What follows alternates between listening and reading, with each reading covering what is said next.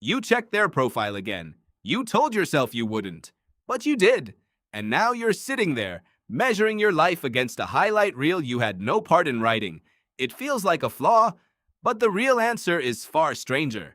The comparison you just made has been running inside human minds for at least 2 million years. It didn't start with social media. It started with survival. Your ancestors lived in groups of roughly 150 people. Anthropologist Robin Dunbar identified this number after studying primate brain sizes across hundreds of species. He found that the size of the neocortex directly predicts how many stable relationships an animal can track. For humans, that ceiling is around 150. But why does a social brain compare?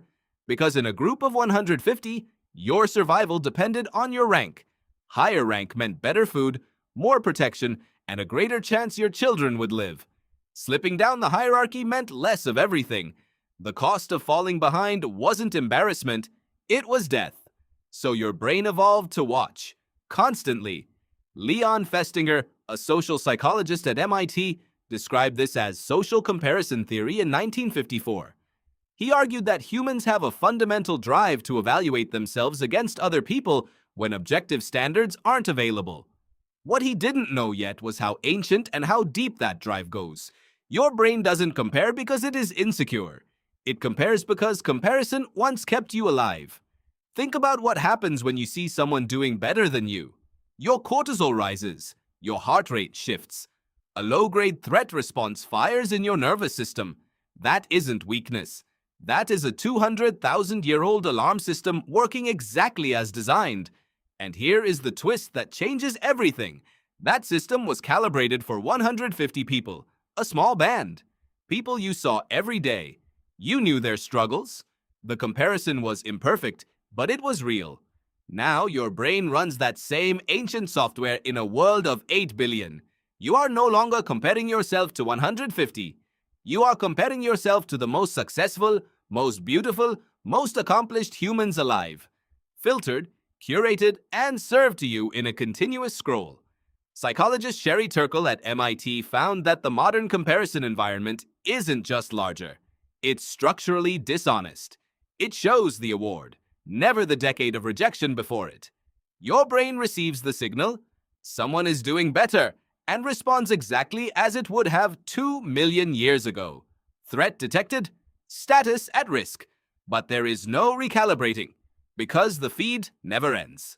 Researcher Ethan Kross at the University of Michigan found that passive social media scrolling directly linked to declines in moment-to-moment emotional well-being. People felt worse, not because something bad happened, because they compared and lost, and the brain is not a fair referee.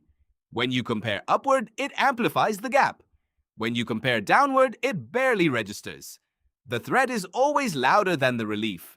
So you are running an ancient algorithm in a world it was never designed for, with a bias that makes losses feel bigger than wins. Understanding this doesn't switch the feeling off. Your comparison instinct operates below rational override. The response lives in a part of the brain that evolution built before language, before reason. But here is what you can do. Stop treating comparison as evidence. Your brain delivers it like data, like objective truth. It is not. It is a signal from a system that never learned to distinguish between a rival for resources and a stranger on a screen. And remember, the same instinct also compares you to a past version of yourself. When you activate that direction instead, your brain is measuring against real information, actual information, about a life you have actual access to. Your ancestors sat around fires and looked across the flames, wondering if they were falling behind. That anxiety lived in their chest the same way it lives in yours right now.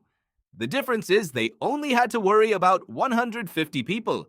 Tonight, you checked your phone and compared yourself to the entire world. And somewhere in the part of your brain that has never heard of the internet, the ancient alarm is still ringing.